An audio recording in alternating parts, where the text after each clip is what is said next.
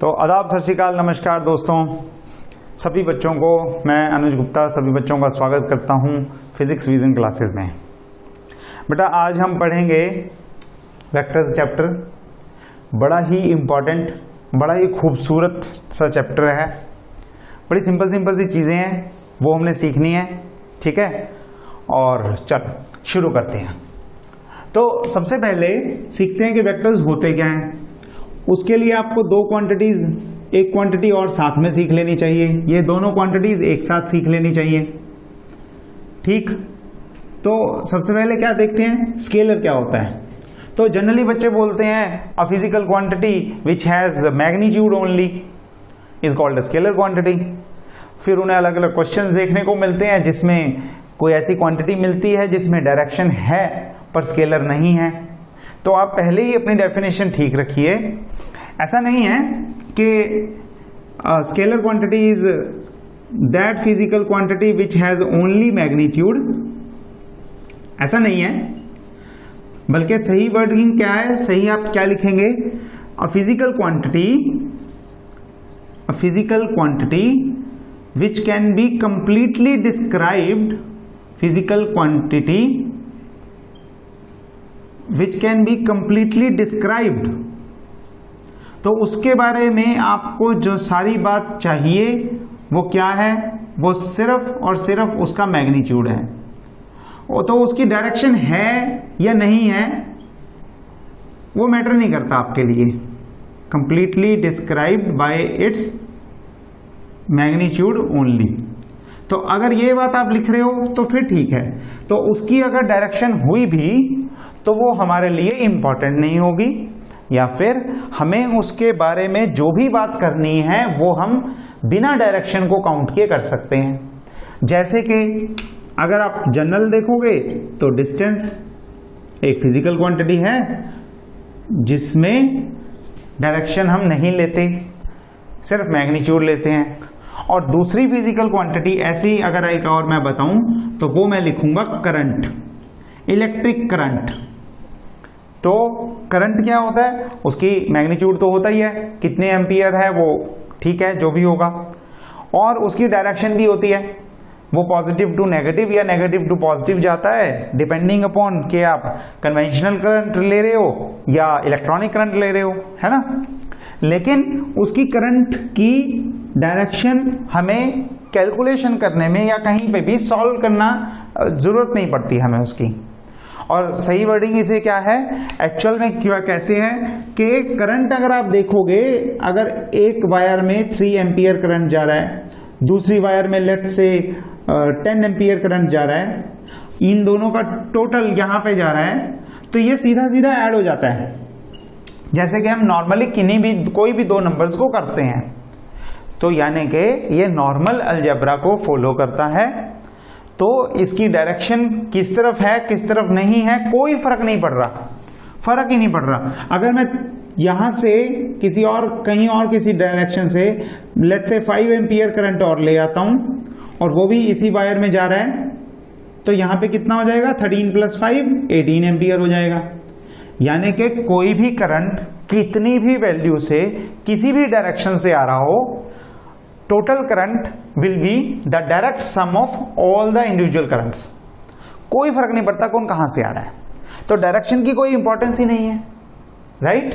तो ऐसी क्वांटिटीज जिसमें सिर्फ मैग्नीट्यूड मिल जाए, काम बन जाए, बात बन जाए, उन्हें बोलते हैं स्केलर क्वांटिटीज। अगर वेक्टर में बात करें तो एक तो हमें मैग्नीट्यूड चाहिए, वो तो चाहिए ही, उसके बिना तो बात ही नहीं बनेगी कुछ। लेकिन इनमें डायरेक्शन भी बतानी पड़ेगी, अदरवाइज गड़बड़ हो जाएगी। अदरवाइज आप उससे पूरा सही रिजल्ट नहीं निकाल सकते। या यूं भी कहें कि डायरेक्शन बदलने से वैल्यू बदल जाती है। जैसे कि अगर अब पोजीशन ले किसी की, जैसे मान लो मैंने ये साउथ ईस्ट में बना लिया, अपना एक्सिस बना लिया, ये साउथ हो गया, ये ईस्ट हो गया, ठीक बनाया है।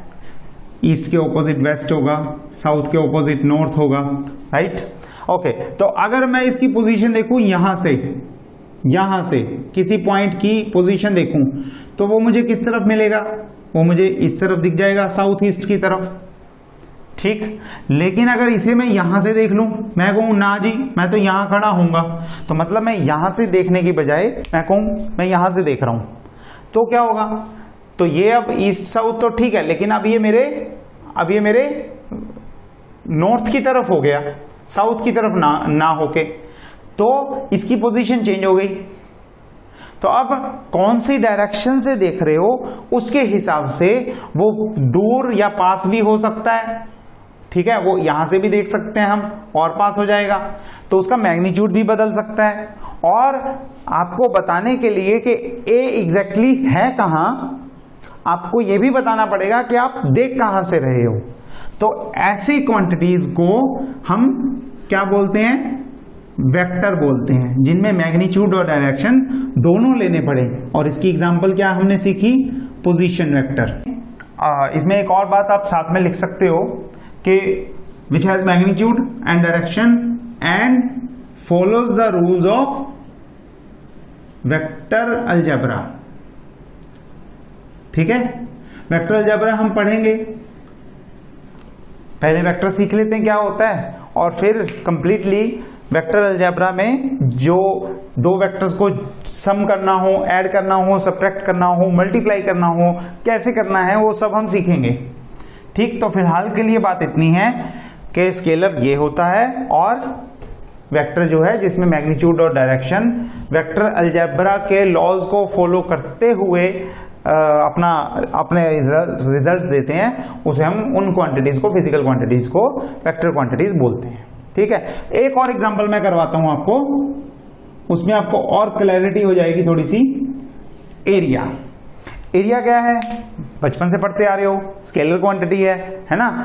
किसी का भी एरिया निकालना हो तो बस एरिया देख लो, लेंथ इनटू ब्रेथ से देख लो, या स्क्वायर का हो या सर्कल का हो, जो भी शेप है उसके हिसाब से। तो अगर मैं इस मोबाइल की बात करूं तो मोबाइल का जो कवर है जितने एरिया में, वो एरिया हो जाएगा उसका। यहां से देखूंगा तब भी, वहां से देखूंगा तब भी, किसी भी साइड से देखूंगा, जिस सरफेस का आप ले रहे हो वो एरिया उसमें आ जाएगा, ठीक हो गया। लेकिन किंतु परंतु बट अगर आप कभी नोटिस करो तो आपको पता लगेगा कि कई बार क्या होता है कि ऐसे रखने से तो मोबाइल का नेटवर्क अच्छा आता है और ऐसे रखने से वो नेटवर्क बुरा हो जाता है या थोड़ा सा डिग्रेड हो जाता है, कम हो जाता है।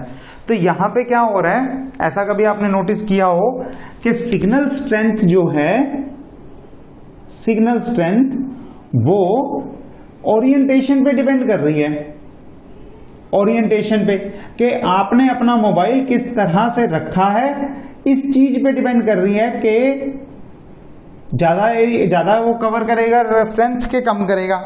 इसे हम फ्लक्स में काउंट करते हैं कि फ्लक्स कितना है, आप पढ़ लोगे +2 में। लेकिन उसमें एक चीज आपको समझ में आ जाएगी आराम से, आपको एग्जांपल से पता है डेली लाइफ की अपनी, कि यहाँ पे ओरिएंटेशन, मोबाइल की ओरिएंटेशन इंपॉर्टेंट हो गई। तो जब एरिया की ओरिएंटेशन या डायरेक्शन इंपॉर्टेंट हो जाए तब एरिया क्या बन जाएगा? एरिया वेक्टर क्वांटिटी बन जाएगा, क्योंकि डायरेक्शन इंपॉर्टेंट हो गई, ठीक है। तो सिंपल लैंग्वेज में जब आप +1 में जब तक मैकेनिकल चीजों को पढ़ रहे हो, क्लासिकल लेवल पे पढ़ रहे हो, तब तक एरिया स्केलर है। जब आप +2 में हो जाओगे और यही आप इलेक्ट्रिक मैग्नेटिक फील्ड को पढ़ने लग जाओगे, EM वेव्स को पढ़ने लग जाओगे, तब एरिया जो है वो एक वेक्टर क्वांटिटी हो जाएगी, ठीक है।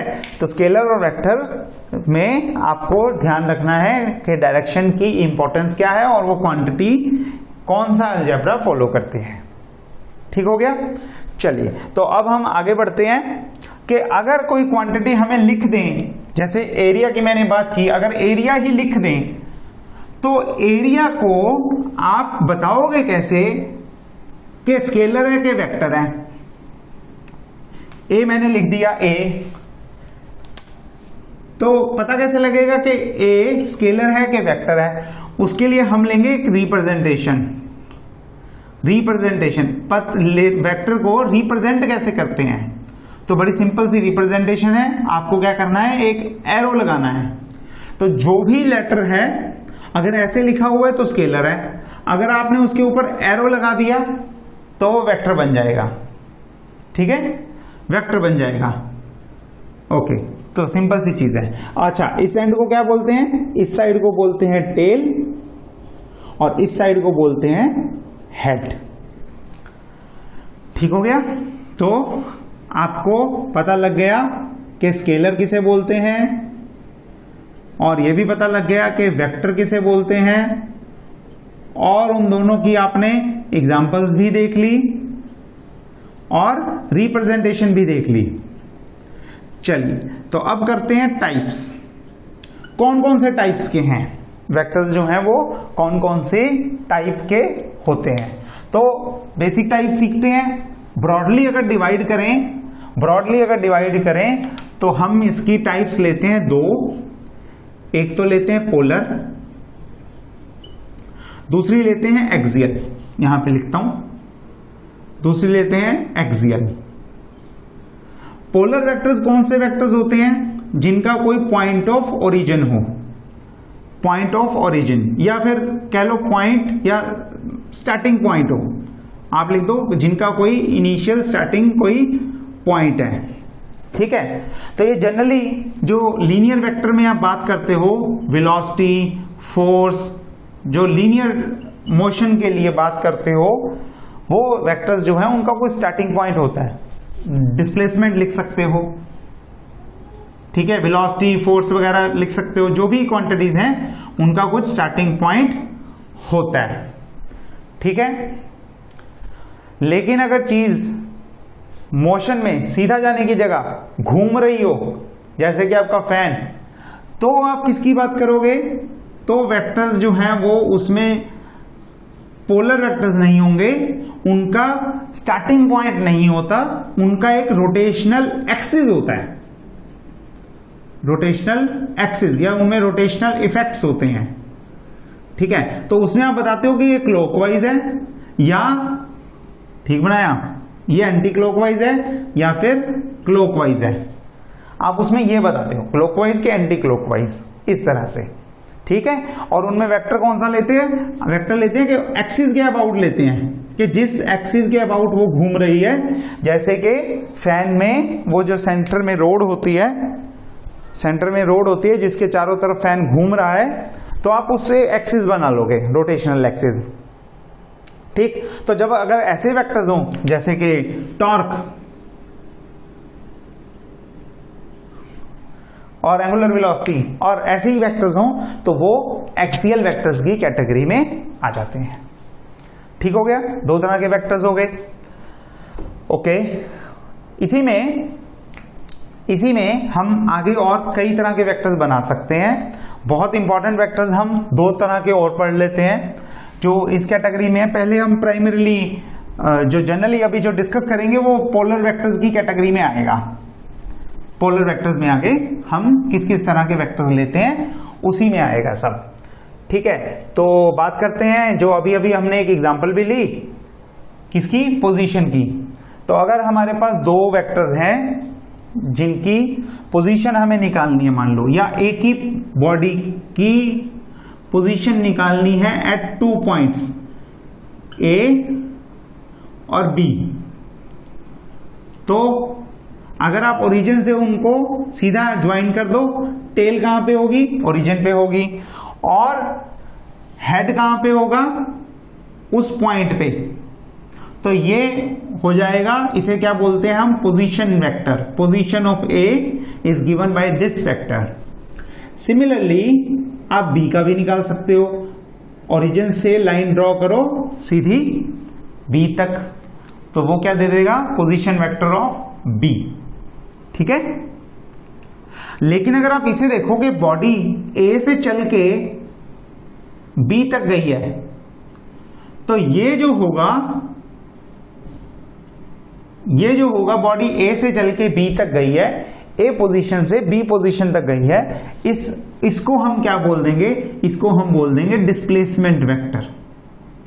Displacement vector. तो ये दो वेक्टर्स बड़े इंपॉर्टेंट हैं। पोजीशन वेक्टर आपको हर टाइम पे पता हो, और डिस्प्लेसमेंट वेक्टर, ये तो आप पढ़ोगे ही अभी और डिटेल में, हर जगह ही आएगा। कंप्लीट चैप्टर है, इस पे तो आपका पढ़ ही रहे हो, पढ़ते रहो, दोनों इंपॉर्टेंट हैं, ठीक है। चलिए अच्छा, छोटे छोटे वेक्टर्स और ले लेते हैं। मान लो हम वेक्टर्स में कौन कौन सी चीजें ले रहे हैं, वेक्टर में हम ले रहे हैं एक मैग्नीट्यूड और एक डायरेक्शन, दो ही चीजें होती हैं। तो इनके बेसिस पे भी आप कई वेक्टर्स की टाइप डिफाइन कर सकते हो। जैसे मान लो मेरे पास दो वेक्टर्स हैं, दो वेक्टर्स और दोनों का मैग्नीट्यूड भी सेम है और डायरेक्शन भी सेम है, तो मैं उन्हें क्या बोल सकता हूं, मैं बोल सकता हूं कि वो दोनों इक्वल वेक्टर्स हैं। These two vectors are equal vectors. तो पूरी डेफिनेशन लिखनी हो तो vectors are said to be equal if they have same magnitude and they act along the same direction. Sorry, ठीक हो गया। अगर मैग्नीट्यूड सेम हो और डायरेक्शन ऑपोजिट हो तो क्या करोगे, तो बोल दो कि नेगेटिव ऑफ द वेक्टर है। तो एक और डेफिनेशन हो गई, एक नेगेटिव ऑफ अ वेक्टर कैसे लिखते हो, उसका मैग्नीट्यूड सेम ले लेते हो और डायरेक्शन ऑपोजिट कर देते हो। जैसे कि मेरे पास मान लो ए वेक्टर है, ये ओ ए, लेट्स से दिस, कितनी लेंथ है, लेट अस अज्यूम के 5 सेंटीमीटर की लेंथ है, 5 सेंटीमीटर की। तो अगर मैं एक और वेक्टर सेम बना दूं ऐसे ओ बी, डायरेक्शन भी वही हो और लेंथ भी कितनी हो, 5 हो, तो हम क्या बोलेंगे, ओ ए एंड ओ बी, मतलब A vector B vector are equal vectors. लेकिन अगर मैंने ये एरो ऐसे बना दिया, ओ और बी, लेंथ कितनी, 5 सेंटीमीटर, तो अब एरो इस तरफ, हेड और टेल उल्टे हो गए, तो ये क्या हो जाएंगे, नेगेटिव वेक्टर, मतलब A and B are negative of each other. इस तरह से लिख सकते हो, है ना। चलो आगे देखो, और वेक्टर्स देख लो। अगर कोई दो वेक्टर्स का या जितने भी वेक्टर्स लोगे उन सभी का इनिशियल पॉइंट सेम हो, इनिशियल पॉइंट सेम, मतलब शुरू यहीं से हो रहे हैं, चाहे वो इधर जाएं, चाहे वो यहां जाएं, चाहे वहां जाएं, कहीं भी जाएं, शुरू एक ही पॉइंट से हो रहे हैं, तो उसे क्या बोलेंगे, को इनिशियल वेक्टर्स। अगर वो सारे एक ही लाइन में हो, मतलब क्या मतलब हो वो पैरेलल हो एक दूसरे के, या एंटी पैरेलल हो, या एंटी पैरेलल हो, मतलब डायरेक्शन या तो सेम है या ऑपोजिट है, मैग्नीट्यूड कुछ भी हो सकता है, मैग्नीट्यूड आप कुछ भी ले लो, किसी का कम किसी का ज्यादा, किसी का कम किसी का ज्यादा, किसी का बड़ा किसी का छोटा, कुछ भी मैग्नीट्यूड लो, लेकिन वो सारे एक ही लाइन में हैं, तो उन्हें क्या बोलेंगे, collinear vectors. Collinear, same line, same initial point, same line. अच्छा, अगर प्लेन सेम हो जाए सबका तो क्या होगा, कोप्लेनर वेक्टर्स, जिसमें उनका प्लेन सेम हो जाएगा। प्लेन मतलब जैसे जिसमें 2 डायमेंशन हो, 1 डायमेंशन हो तो लाइन, 2 डायमेंशन हो तो प्लेन, 3 डायमेंशन हो तो स्पेस में नहीं जाना चाहिए। जैसे कि आप सभी अगर ग्राउंड पे चल रहे हो, ग्राउंड पे इधर कोई लेफ्ट को जा रहा है, कोई राइट को जा रहा है, कोई ऊपर नहीं जा रहा, कोई ऊपर कोई नहीं जा रहा, ठीक है, ध्यान रखना है, सभी ग्राउंड के ऊपर चल रहे हैं, तो वो सारे के सारे एक प्लेन से रिप्रेजेंट कर सकते हो, वो सारे कोप्लेनर हैं। लेकिन अगर कोई जंप कर रहा हो तो वो एक्स वाई और की जगह जेड एक्सिस को भी कवर कर रहा हो, तो उस डिस्प्लेसमेंट को, उस वेक्टर को हम कोप्लेनर में काउंट नहीं करेंगे। तो जो सेम प्लेन में हो, जैसे मैंने यहाँ पे 3 वेक्टर्स यहाँ बनाए, 3 वेक्टर्स, 4 वेक्टर्स यहाँ बनाए, 5 वेक्टर्स यहाँ, 2-3 वेक्टर्स बनाए, सारे के सारे इस बोर्ड ऑफ, इस प्लेन में है, प्लेन ऑफ बोर्ड में है, ठीक है, तो सारे के सारे वेक्टर्स क्या हैं, कोप्लेनर हैं। ठीक हो गया। इसी में एक दो डेफिनेशंस और हैं, for the sake of completeness मैं बता देता हूं वो भी। एक है लोकेलाइज्ड, एक है नॉन लोकेलाइज्ड। एक है नॉन लोकेलाइज। तो अगर आप इनिशियल पॉइंट सभी वेक्टर्स का फिक्स कर देते हो, फिक्स कि यहीं से स्टार्ट होगा बाकी जहां मर्जी जाए, तो वो क्या हो गए? Localise vectors. ठीक है। और अगर किसी का इनिशियल पॉइंट फिक्स ना हो, कभी वो यहां से शुरू कर देता है, कभी यहां से शुरू कर देता है, कभी यहां से शुरू कर देता है, तो वो क्या हो जाता है? Non localise vector. ठीक हो गया। तो इस तरह से आप क्या कर सकते हो? अलग अलग वेक्टर्स को डिफाइन कर सकते हो। सारा आपके सामने है। टाइप्स में आप मेनली पोलर और एक्सियल को रखोगे, और उसके बाद ये छोटे छोटे वेक्टर्स जो आपस में एक दूसरे के साथ कोरिलेशन में रखते हैं, उसको बात करोगे उसके बारे में। चलो हम इरेज कर देता हूं मैं अभी से। इसी पे हम एक और चीज सीखेंगे अभी, उसके बाद आज के समाचार समाप्त करेंगे। हाँ जी, चलो। तो अब आ गया सभी वेक्टर्स में सबसे इंपॉर्टेंट वेक्टर, और उसका नाम है, क्या नाम है? उसका नाम है वेक्टर। मतलब मैग्नीट्यूड में आप डायरेक्शन ऐड कर रहे हो। वेक्टर्स मतलब मैग्नीट्यूड में डायरेक्शन ऐड कर रहे हो। तो हमने अकेले मैग्नीट्यूड की तो बात कर ली, अकेला मैग्नीट्यूड तो स्केलर में भी आ जाता है, लेकिन अकेली डायरेक्शन की बात नहीं की।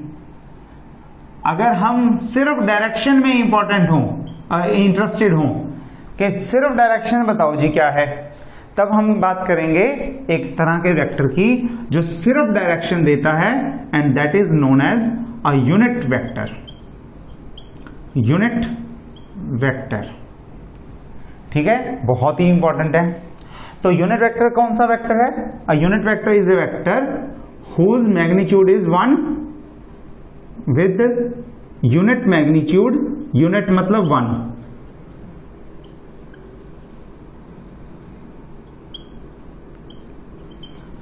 और सेम डायरेक्शन।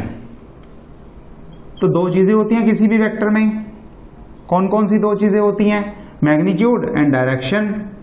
तो इसका मैग्नीट्यूड कितना है? यूनिट वेक्टर का मैग्नीट्यूड कितना है? 1। और डायरेक्शन कौन सी है? जो भी गिवन वेक्टर है उसी की डायरेक्शन है। जो भी गिवन वेक्टर है उसी की डायरेक्शन में ये है। ठीक है। जैसे मान लो मेरे पास यहां पे कोई ए वेक्टर है जो इस तरफ जा रहा है, साउथ ईस्ट, वही पहले वाली एग्जांपल, ये ईस्ट ये साउथ, तो कहां जा रहा है? ये साउथ ईस्ट की तरफ जा रहा है। ठीक है। कौन सा वेक्टर? ओ ए वेक्टर। पर मेरे को सिर्फ ये डायरेक्शन इंपॉर्टेंट है, मेरे को ए के मैग्नीट्यूड से अभी कोई लेना देना नहीं है, मेरे लिए सिर्फ डायरेक्शन इंपॉर्टेंट है। तो मैं क्या करूंगा? मैं यहां से यूनिट मैग्नीट्यूड निकाल लूंगा। देखो बात समझ में आई कि नहीं? अगर मैं यहां से 1 लेंथ निकाल लूं, 1, बाकी जितना मर्जी लंबा हो वो, मुझे कोई दिक्कत नहीं, लेकिन अब 1 लेंथ निकाल लूं तो उसकी डायरेक्शन क्या रखी मैंने? वही वाली डायरेक्शन रखी जो ओ ए की थी, और मैग्नीट्यूड कितना कर दिया? 1 कर दिया। आप ऐसे भी लिख सकते हो कि अगर किसी वेक्टर को आप उसी के मैग्नीट्यूड से डिवाइड कर दो, आप उसी के मैग्नीट्यूड से डिवाइड कर दो, तो हम उसे क्या बोलते हैं? ये मॉडुलस वाला सिंबल बताया ना, मैग्नीट्यूड के लिए होता है। तो ये क्या बोलते हैं? हम इसे यूनिट वेक्टर बोलते हैं। और यूनिट वेक्टर को कैसे लेते हैं? उसे टोपी पहना के। तो ये एक कैप का ध्यान रखना, this cap represents a unit vector. ठीक है। तो अगर आपने इसे टोपी पहना दी तो आप कहोगे कि ये एक यूनिट वेक्टर है। ठीक, सबसे इंपॉर्टेंट है ये, यहां पे लिख लो। बाकी के वेक्टर्स जो ठीक है आपको हो जाएंगे, लेकिन इसको मत छोड़ देना, बहुत इंपॉर्टेंट है यूनिट वेक्टर। चलिए, ठीक हो गया। अब क्या करें? अब कर रहे हैं, आगे देखते हैं कि कैसे लें और कौन सी डायरेक्शंस हैं जो इंपॉर्टेंट हैं। तो डायरेक्शंस हमारे लिए इंपॉर्टेंट है, जो वो डायरेक्शंस बना देता हूं मैंने ये 3 डायमेंशनल स्पेस ले लिया एक, जिसमें मैं यहां पे z बना रहा हूं। बेटा ध्यान रखना, यहां पे x एक्सिस और y एक्सिस और z एक्सिस चेंज हो गए हैं। ठीक है, राइट हैंडेड सिस्टम लेते हैं हम, उसके हिसाब से ये एक्स वाई जेड, हम इसे जेड बना रहे हैं। आप वो पुराना वाला जो लेते हो, यहाँ पे एक्स, यहाँ पे वाई, यहाँ पे जेड बनाना हो बना लेना, गलत नहीं है, पर वो सिस्टम थोड़ा अलग है। और जब आप 3 डायमेंशनल में रहो तो ये ज्यादा कॉमन सिस्टम है, जिसमें यहाँ पे जेड रखते हैं, यहाँ पे एक्स रखते हैं, यहाँ पे वाई रखते हैं। ठीक है, सबसे इंपॉर्टेंट चीज होती है कि आप राइट हैंडेड सिस्टम लो, और कुछ नहीं है। राइट हैंडेड क्या होता है, जब आपको क्रॉस प्रोडक्ट सिखाऊंगा वेक्टर की, उसमें फिर बताऊंगा। फिलहाल ये होता है कि एक वेक्टर से दूसरे वेक्टर तक जाने में आपका रिजल्ट पॉजिटिव रहे, मतलब पहले से दूसरे में जाने में पॉजिटिव रहे, दूसरे से पहले पे आने पे नेगेटिव हो जाए, तो पता लग जाता है कि हम इस सिस्टम को फॉलो कर रहे हैं। ओके, तो इसकी बात हम डिटेल में करेंगे। फिलहाल मैं सिर्फ बताता हूं कि यूनिट वेक्टर कैसे ले रहे हैं। तो हमारे पास 3 डायरेक्शंस हो गई। एक डायरेक्शन हो गई OX, एक्स एक्सिस इंपॉर्टेंट है, दूसरी डायरेक्शन हो गई OY, और तीसरी डायरेक्शन हो गई OZ। ठीक है, तो अब हम क्या करते हैं, तीनों की डायरेक्शन में 1-1 मैग्नीट्यूड काट लेते हैं। तीनों की डायरेक्शन में 1-1 मैग्नीट्यूड ले लेते हैं। ठीक, और 3 जनों को टोपी पहनाएंगे। एक को नाम देंगे I, दूसरे को नाम देंगे J, और तीसरे को नाम देंगे K। और कैप पहना दी, मतलब कैप ले ली, मतलब क्या हो गया, यूनिट वेक्टर। मैग्नीट्यूड कितना, 1। डायरेक्शन कौन सी, along X axis. I cap is along X axis. Fix हो गया। चलो, J cap is along Y axis, ये भी ठीक हो गया।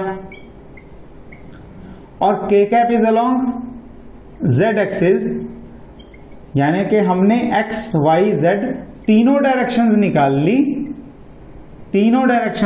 ली, और तीनों के अलोंग, मतलब यूनिट वेक्टर ही लेंगे, डायरेक्शन निकालनी है तो यूनिट वेक्टर लो। तीनों के अलोंग मैग्नीट्यूड 1 लेके तीनों की डायरेक्शंस हमने निकाल ली। ठीक, तो अब किसी भी जनरल वेक्टर को, पोजीशन वेक्टर को ले लो या किसी भी और जनरल वेक्टर को, हम हमेशा 3 कंपोनेंट्स में तोड़ सकते हैं। और वो कौन कौन से 3 कंपोनेंट्स होंगे, तो मैं ए वेक्टर लिखने लगा हूं। अब उसके हमेशा 3 कंपोनेंट्स होंगे, उसका कुछ मैग्नीट्यूड होगा एक्स एक्सिस के अलोंग, और कुछ मैग्नीट्यूड होगा वाई एक्सिस के अलोंग, और कुछ मैग्नीट्यूड होगा जेड एक्सिस के अलोंग। अगर आप स्पेस में कोई वेक्टर लोगे तो उसके 3 कंपोनेंट्स होंगे, some magnitude, some component along X axis, some along Y, some along Z. ठीक, तो हम एक्स एक्सिस के अलोंग जो कंपोनेंट होगा उसको डायरेक्शन दिखाएंगे कैसे, आई कैप से दिखा देंगे, यानी कि ये एक्स एक्सिस कंपोनेंट है, और यहां पे जे कैप लगा देंगे और यहां पे के कैप लगा देंगे। तो अब पता लग गया कि कोई भी वेक्टर वो स्पेस में है। अगर मैं इसे ऐसे कर दूं तो आपको क्या पता लगा, ये प्लेन में है। कौन से प्लेन में, एक्स एक्सिस और वाई एक्सिस। ठीक है, अब ये वाले एक्स और वाई से मत लेना, आपकी कन्वीनियंस के लिए लिखा है ये मैंने। आप कहोगे यहां से भी तो पता लग रहा था, तो यहां से मैं ऐसे कर देता हूं, A1 A2, ये लो। अब कैसे पता लगेगा, जब हम नंबर्स लिख देंगे 3i cap plus 4j cap plus 5k cap या -5k कैप, जो भी लिखो, तब कैसे पता लगाओगे, तो पता हमेशा इस चीज से लगेगा कि i कैप j कैप के साथ में k कैप के साथ में क्या लिखा हुआ है। जो उनके साथ में लिखा होगा उससे पता लगेगा कि वो कौन कौन सी डायरेक्शंस में है। बात समझ में आ गई।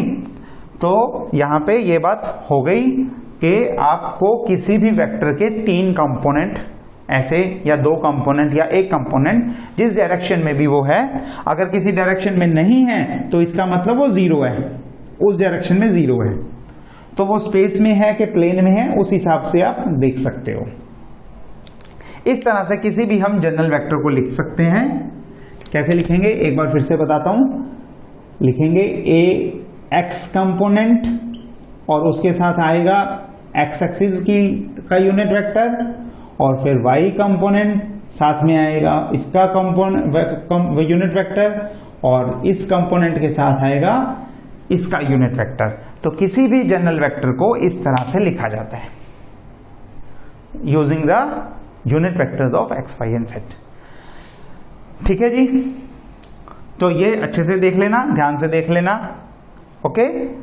और जो है इसके बाद हम सीखेंगे कि किसी वेक्टर को रिजॉल्व कैसे करना है, कंपोनेंट्स में कैसे तोड़ना है, कौन से कंपोनेंट्स हैं, उनका मैग्नीट्यूड कैसे लेना है, और इसी पे आगे कंटिन्यू करेंगे कि दो वेक्टर्स को ऐड कैसे करना है, सब्ट्रैक्ट कैसे करना है, मल्टीप्लाई कैसे करना है, एटसेट्रा एटसेट्रा।